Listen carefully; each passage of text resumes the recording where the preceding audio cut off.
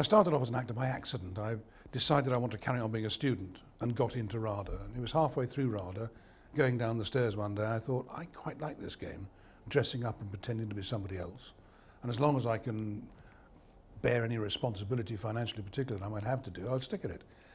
And I was fairly lucky. I started off in theatre and then got a series called Parkin's Patch, which was a little police series, and was an enormous learning curve for me because it happened at a slump in the industry. And so our guest stars are people like Mona Washbourne, Roger Livesey, Jack McGowan, Pauline Collins, Brian Cox. And the directors were the terrible twins from Granada in those days, called Michael Apted and Michael Newell, who went on to do rather good things.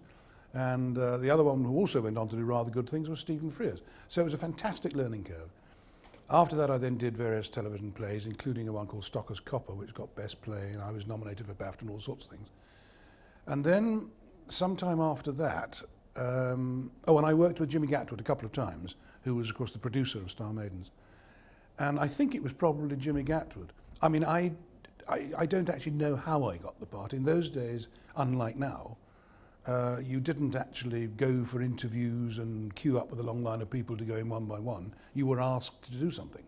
And if you wanted to do it, you said yes. And I have a feeling that that's what happened with Star Maidens. Jimmy had probably said to my agents, is Gareth available? I'd like him to do so-and-so, and sent me the script.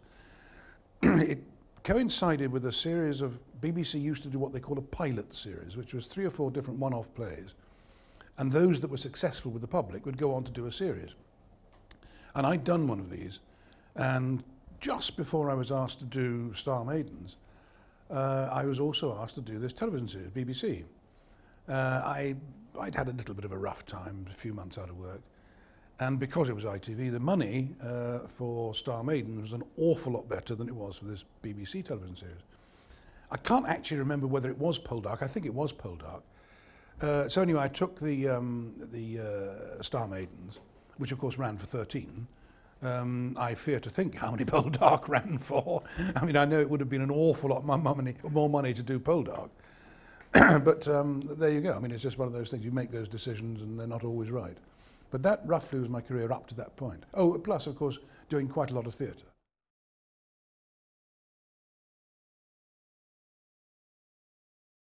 When my agents phoned and told me that I was, asked to do this part, I then said, well, obviously, can I see some scripts? So they sent scripts, and that was when I realised that it was a multinational production, which I must confess, slightly excited by, because I think it was one of the first television things that was really multinational. I mean, there was French in it, there were French in it, there were Germans in it, there was a German director. I think it was only France, Germany and England. And so that made it quite exciting and very different. As for the content, well, very few actors, particularly young ones, can worry too much about the specific content because it's work. I can't remember my initial reaction to the script, but I mean, obviously it wasn't a disaster, otherwise I wouldn't have done it. So I mean, that's, as I say, I don't think we had meetings. I mean, we had a read-through, obviously, but I don't think one had meetings to discuss, do you want to do this, and is your face the right face, and all that. That had been done behind my back. So I mean, that's how you got it. It was the same with Blake 7. I was asked to do it. When I got the scripts, I would have got all 13 scripts, purely because I had to know, of course, what the whole story was. So obviously I would realise I was only in 6 or whatever it was. As far as interpretation of the role is concerned, obviously my character was much weaker than Pierre Brice's character, besides which he was the good-looking one. And he was too, actually, very good-looking and very scary, in the sense that he used to drive me everywhere in his French Peugeot, and because I knew where the locations were, and so it was easier for us to drive together. And there are a few hairy moments there. Left-hand drive with a crazy young Frenchman. We got on very well together, and I think a lot of it just because he was a good actor, and hopefully, well, the only one who can't tell you whether you're a good actor or not is yourself, but hopefully we worked together well. And so I think any form of role reversal, whatever you like to call it, just happened because of the script. And if you're interpreting the scripts the way they're supposed to be interpreted, that automatically happens. That's my job. I don't think I consciously thought, I thought I was the weaker character, but I wouldn't say he was a feminine character. I think it's the same with any script. You actually automatically slot into what you're supposed to be doing and don't think about the deep psychological undertones. They should just appear, hopefully.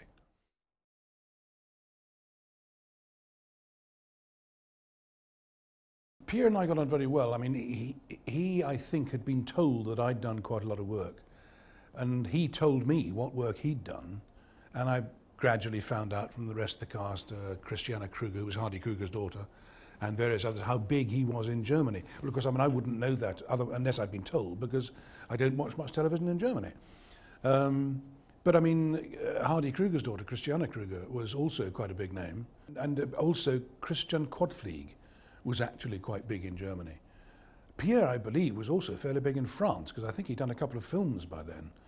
But of course, as I say, I mean, it doesn't make any difference to me, really. I mean, they're just actors working with me, or I'm working with them, whichever like the way you look at it. And as far as the Brits were concerned, well, Dawn Addams, of course, had been around for quite a long time and was very well known. Judy Geeson, I think, was sort of fairly well at the height of her film career at the time. And Lisa was doing very well, and I'd been at RADA with Lisa. I mean, she arrived one term before I left, I think. So, I mean, it was actually quite a high-powered cast. And some of the guest artists, people like Ronnie Fraser, Alfie Bass, Derek Farr, were all quite well-known names. Not, well, shall we say, quite well-known faces on British television. I mean, I don't think many people, well, not too many people knew my name necessarily, but they knew my face. And so it was a fairly high-powered cast. If I remember rightly, most of my stuff was done on location. I did go into the studio a couple of times, but I think the studio is very largely sort of the ladies' domain. I think Pierre and I were out on all sorts of locations. I mean, funnily enough, some of the locations we used later on Blake 7, but that's one of the science fiction things, I suppose, the limits to how many locations you can actually have. No, most of my stuff was on location. Some of the locations were lovely. I mean, we went to Broughton Castle outside Banbury, went down to Cookham Weir on the Thames. I mean, lovely locations, and not too far from London, which makes it easier for the base. Bray Studios, well, that's fairly near Cookham Weir anyway. And they are lovely studios. I mean, I've done various other things there. I can't remember what, but I have done quite a few things in Bray Studios. But as you say, yes, most of my work was actually done on location, which suits me fine. I don't like, well, I don't like studios, but on a nice hot summer, it's not much fun to be stuck in a studio all day. Anything that's done by ITV, particularly with international money, is going to be pretty good and pretty effective and pretty impressive. One of the criticisms of Blake 7 was the bargain basement Star Trek and cheap sets and everything else. They weren't that cheap, but they were not as impressive, shall we say, as Star Maidens sets. No, I think all the sets that I remember in studio were mostly fairly impressive. Occasionally I was doing a scene or whatever, and the ladies would be around, and of course it was a planet ruled by ladies. And I mean, all Pierre Brice and I did when we weren't having a scene with them, we'd sit there ogling, going, ooey, ooey, ooey, you know. They must have women on Earth. But they're submissive women. They take orders from men. Can you imagine? When we were making it, the overall impression was, I mean, I found it quite funny that you've got this planet ruled by women. I thought, well, somebody's trying to make a statement somewhere. We didn't have Jermaine Greer, actually, as a guest artist, but just about everything else. I don't think any of us really had the impression of thinking that deeply. You took episode by episode, you read the whole script, you became aware of things like the possibility that these two women were lesbians, perhaps. Everybody was wandering around in thigh boots and everything else, but then so were they down the King's Road in Chelsea. Mini skirts and goodness knows what. And again, all you did was turn around and say, whoa, but I don't think one thought deeply saying, is this actually making a subconscious statement? I'm sure that perhaps Jimmy, for instance, Jimmy Catwood, did have that intention in mind. And I'm sure that part of the thing that lost that for the audience, that specific subconscious intention, was the fact that there was lots of comedy in it. Some of it deliberate and some of it not. But then that's the same with every script you do. You suddenly find something which actually is quite funny. As far as socialising is concerned with the whole lot of us then, all the Brits had homes to go to, so as soon as you finished you went home. And so what happened to the others I don't know. Whether I don't even know if they're in the same hotel. I mean, the only socialising we did really was at lunchtime in the canteen or whatever, either in the canteen or if we were on location at the location caterers. Socialising is really only if you're staying in a hotel or something. You're all in one hotel and you have no option but to socialise. But if you're living at home and being taken out every morning, you very rarely socialise. Plus the fact that filming, particularly in summer, you're liable to be called at sort of 6:15 in the morning, or picked up at 6:15 in the morning. So you're not going to be on a bender till 2. You think, I've got a big dialogue scene tomorrow, I better get home and learn it.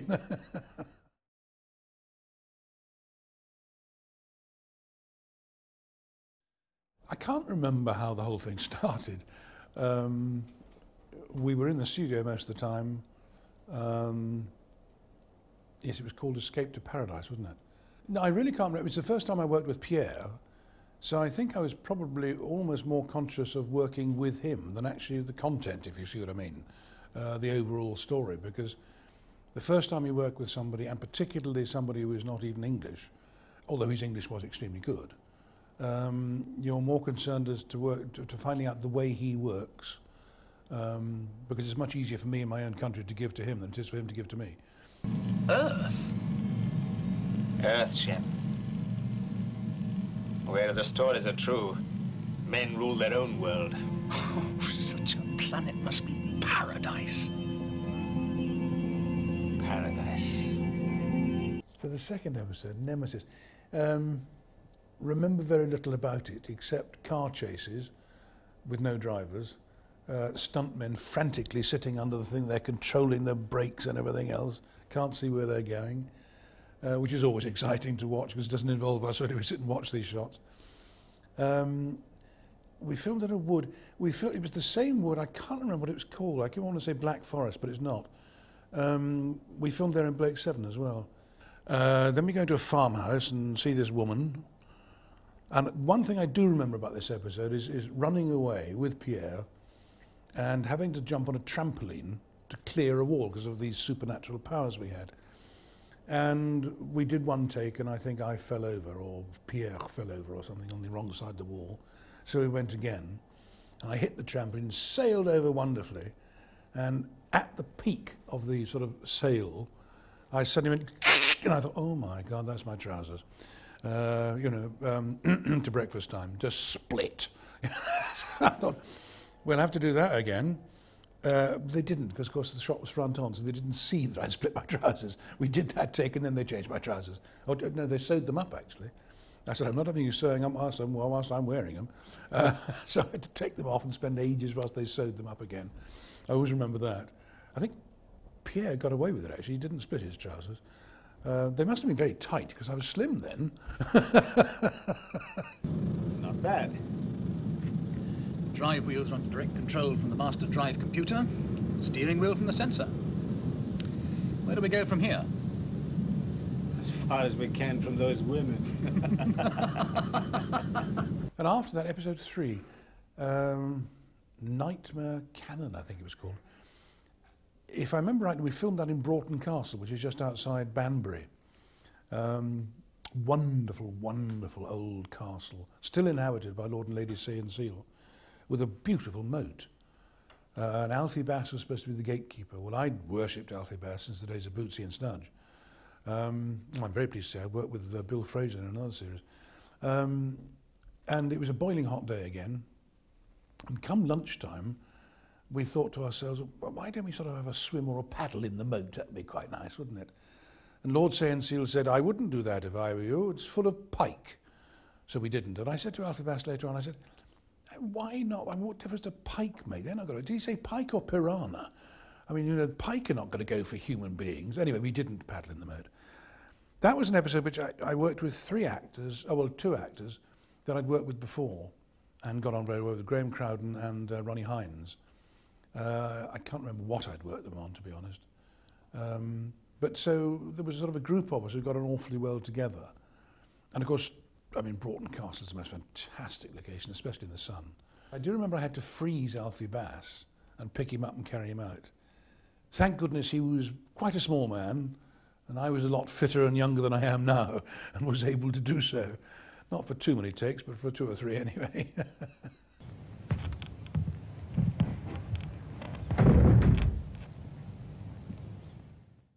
Next episode I don't remember anything about, except it was kidnapped. Judy Geeson was kidnapped. We were desperately trying to find her and rescue her and all that. And I can't remember the car I had to drive, but I seem to remember I was a sort of chauffeur in that episode, which is sometimes quite difficult to drive, because when you are a driver, you automatically do everything. You don't really think about it. When you've got to stop and hit a mark, which is difficult enough anyway, and then get out of the car, you tend to forget your seatbelt, or you forget the order that you turn off the engine, take it out of gear, put the brake on. All those things suddenly become terribly important because you don't want to muck up the shot. And you inevitably muck up the shot. You know, you leave it in gear and don't turn the thing off, take your foot off. Sorry, cut, do that again. And also similarly getting into the car too. You forget the order, you know, you've left it in gear and then poof, and that again, or you don't take the handbrake off, or you don't put your seatbelt on, and you can spend an awful lot of time doing the ordinary mundane things that you forget when it's focused upon. That's all I remember that episode, driving Pierre around. And Pierre had a great sense of humour. We did actually have quite a lot of laughs, just, you know, I mean, he was telling me French jokes and I was telling him English jokes. Just to fill the time really whilst we were driving along, you know.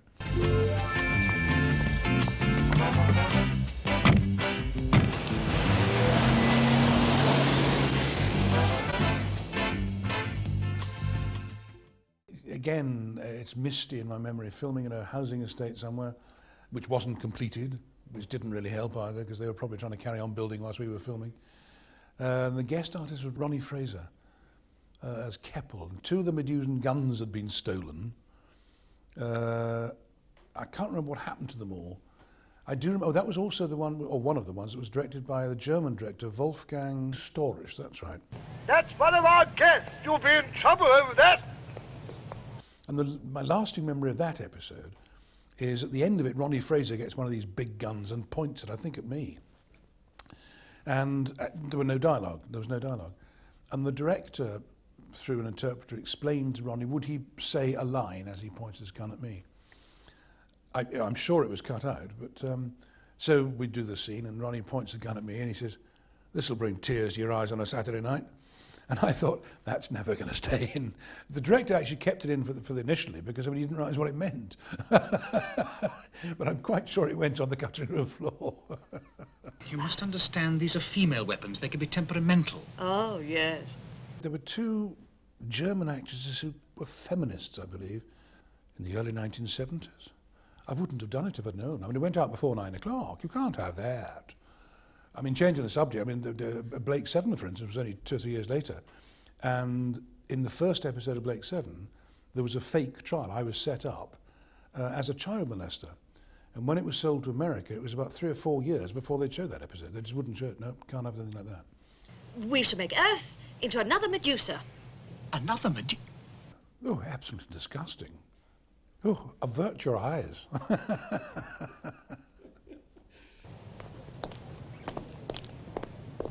Oh. Have a nice day. Don't be late.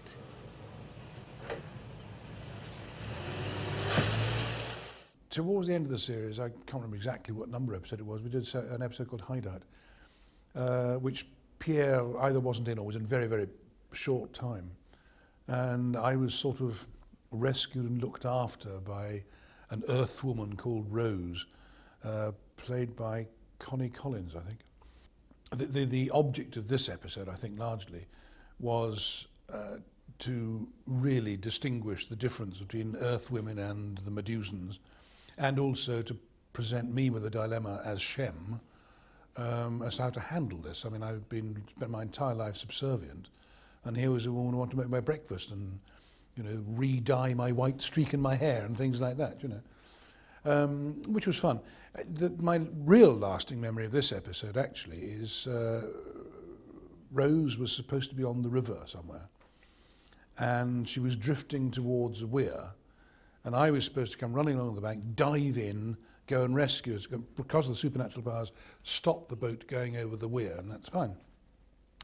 And my real lasting episode of this, and I'll never forget this one, is we did one take, and that was fine. Freddie Francis was directing it. And he had 2 cameras, one under the weir and one on top of the bridge. And we did the first shot, and of course the boat was tied off. I mean, there's a prop man further up the bank from me with the rope holding the boat, so it didn't go over the weir, and it was a stunt girl in the boat. So we did the first take, and Freddie Francis said, "I'd like it, because it's tied off, just a little bit closer to the weir. It's not, not a very good shot." So turnover and action, and just as he said action, I heard a very slight splash and thought nothing more of it. Dived in. I'm not a very strong swimmer. I can swim, but I'm not a very strong swimmer. Got out to the boat. The next thing I know, it's gone over the weir, shattered, and I'm somewhere down the bottom there. With the weir, water does that. I didn't even think about this. I was just thinking, God, I'm underwater. I shouldn't be here. Down comes a stuntman, grabs hold of me and pushes and goes up. And by the time he hauled me out, he was explaining the water does that at the bottom of a weir. And I would have been in deep, deep trouble. The boat had shattered. The stunt girl had got out. And it was a very, very elderly cameraman looking across the weir. And Freddie was thrilled as long as we were both okay. And at this point, it was a classic Ready When You Are, Mr. DeMille. He hadn't turned over. So Freddie only had that one shot on top of the bridge, which still looked great. But I mean, but I do remember that. I could well have drowned if that stuntman hadn't come in and just grabbed hold of me and thrust upwards to the, above the water. That I will never forget. Could have cut short a burgeoning career. That was very brave, sir. Now, if you'll be kind enough to come with me. 2 spaceships in flight. Medusan design and composition. No firepower, no defense. They haven't changed. If you don't actually have to see the face, it doesn't matter who's doing it, really. And so you can get an extra, or sometimes, very rarely, but sometimes you can even get a crew member to do it. Especially nowadays when you don't have to be a member of Equity. Thank you, Mrs. Thatcher. I mean, it is very different now. Because not having to be a member of Equity, well, you can haul somebody off the street and say, your face looks right, come and do this. And we'll pay you almost nothing because, we can't do anything about it. But no, that does sometimes happen. You get somebody else to do it, and if they haven't got any lines, there's no point in getting an actor because they cost an awful lot more. Well, a bit more. Not a lot, just a bit.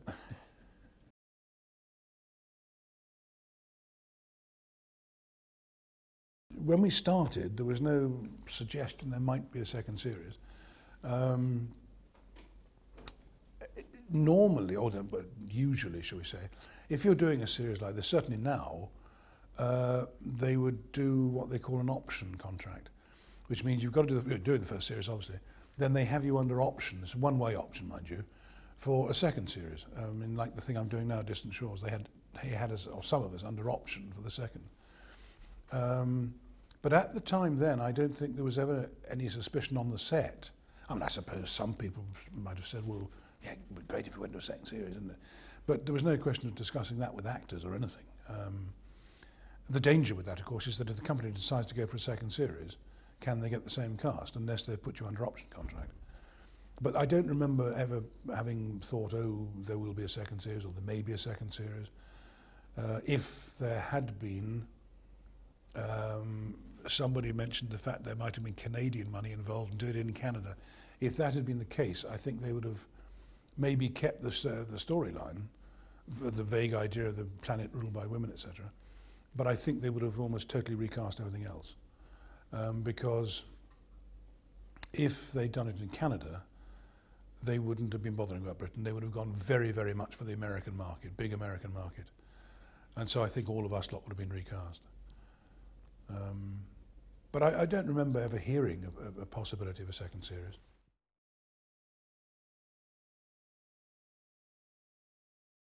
I had, if I remember rightly, very few scenes with people like Lisa and Dawn Adams and Christian. I can't remember why I didn't have much with Christian Quadfleet, but I don't think, if I remember right, I don't think I did. I can't think why, but I do remember one occasion when the car picked us up to take us out filming. And the car also picked up Judy Geeson. Can't remember where she lived at the time, but somewhere in posh London. And oh dear, Judy, oh dear, perhaps I'd better sit in the boot.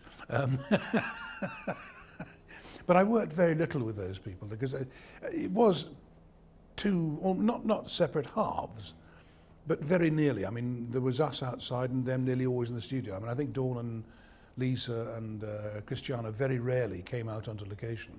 They were nearly all Bray stuff.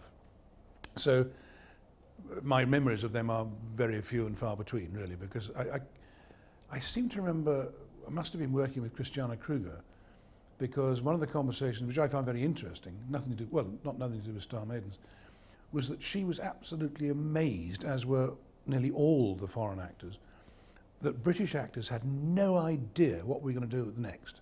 Come the end of Star Maidens, we had no idea. You know, we could be doing an advert, we could be out of work for 10 months.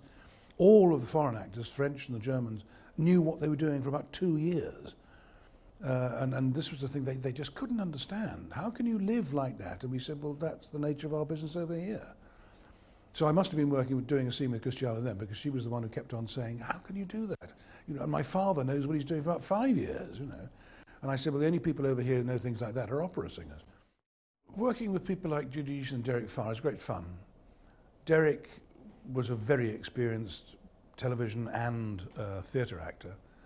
I don't know what Judy done on stage, but she was at the height of her film career. And I must admit, in those days, I was a little bit in awe, purely because she was so well known then. No, it's great fun working with any good actors and actresses. I'm changing the subject entirely now, but somebody once said to me, who are the actors you like working with most?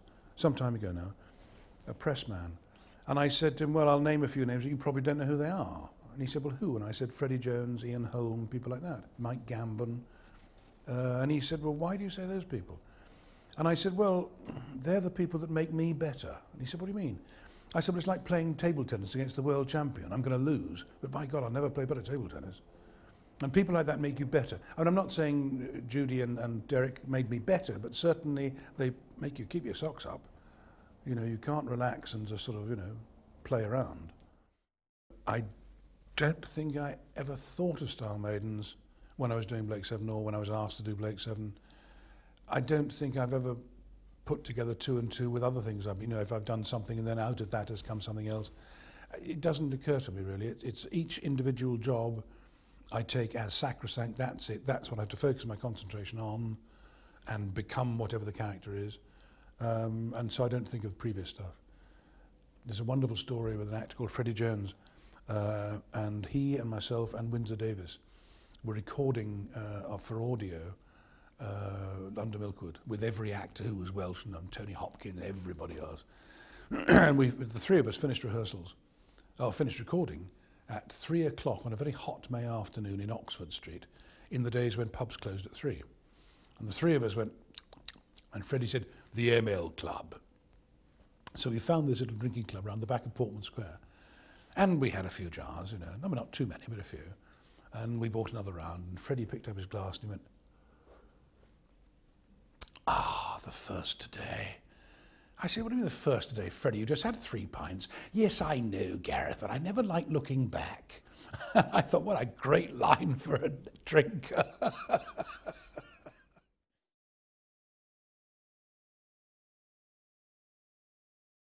I did an enormous amount of television, things like By the Sword Divided and London's Burning, and a series which also was nominated, for which I was also nominated, a thing called Morgan's Boy, which I think was one of the most wonderful things I've done on television. The writing was superb.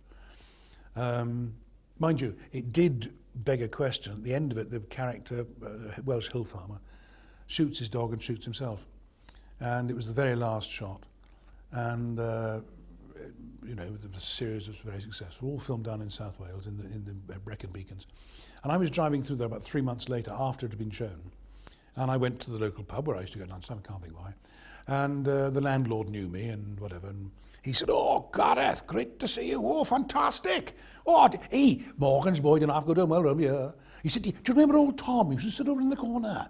Cloth cap, hill farm, a bit like Morgan. And I said, yes, vaguely I do remember. Well, he never said a word. I said, yes, I do remember old Tom. Yeah. He said, well, He shot himself, left a message saying Morgan's boys showed me how to do it. And he thought it was hysterically funny, and I thought, how much responsibility can an actor take? And it took me about 3 weeks before I said, he would have done it anyway. It's got nothing to do with that. I can't take responsibility for that. Anyway, to go on from that. I moved out of London up to Scotland 15 years ago, which was very nearly professional suicide, apart from the fact that when I got here, the first job I got was London's Burning, followed by a West End show. But after that, it just went because London thought I was dead or retired, and Scotland didn't know I was here. And I bumped into the director of the Royal Lyceum here in the street, and I'd worked with him many years ago. And I told him, I'm living in Scotland now, Kenny. And so then things started up here. But television just died. I mean, I'd done 15 years almost solid television, and it just died completely. I've done 2 televisions up here in Scotland in 15 years. One of them a Taggart. But I've done an enormous amount of theatre. And you get people coming up to you and saying, recognise you from something like Blake Seven, or possibly London's Burning, or possibly Morgan's Boy. And they'll chat to you and they'll say, you're still in the business? And you suddenly realise, of course, if they're television people, they won't see you on theatre, so they assume you don't work anymore. Which I can understand, but it's a little bit disturbing. You have to turn around and say, yes, I've virtually never stopped. I've been very lucky. And they say, oh, great, yes, oh, that's nice. But I mean, I have been lucky. I got into Heartbeat and did 5 or 6 episodes of Heartbeat. And I was doing an episode of Heartbeat, actually, when the thing I'm doing now, a thing called Distant Shores, with Peter Davison and Samantha Bond, and me. It's a strange character. I'm supposed to be head of this weird island, who's the vicar and a solicitor. But anyway, and this came up, and I was interviewed for it, and I knew the producer well, and I got it. And it's perfect. I mean, it's only down in Northumbria, so it's not commutable, but I can get down there in an hour and a half. And it's great. I mean, it's an interesting, quirky series. And we did the first one last year, and it was shown in January. Shown to not as many as they would like, but then 3 of the 6 episodes were against international football matches. So this time what they've done, thank goodness, is stick it out at either 8 or 9 on a Sunday evening, which is primetime viewing. Going back to your question about Star Maidens, did we ever think there might be a second series? We were under an option contract for this to do a second series, which Granada took up. And now, because they've stuck it in primetime on Sunday evenings, talk is beginning to wander around, well, maybe we could go into a third. I mean, they're actually pushing it this time. It's been going very well, I must admit. The filming's it's great fun. I mean, it's a beautiful place to film. Standing on a beach the other day, filming in an old railway carriage. Don't ask me how the carriage got there. Beautiful day, and literally a mile either side of you, just wonderful sand. 2 people and a dog on it, and you think, wonderful, absolutely wonderful.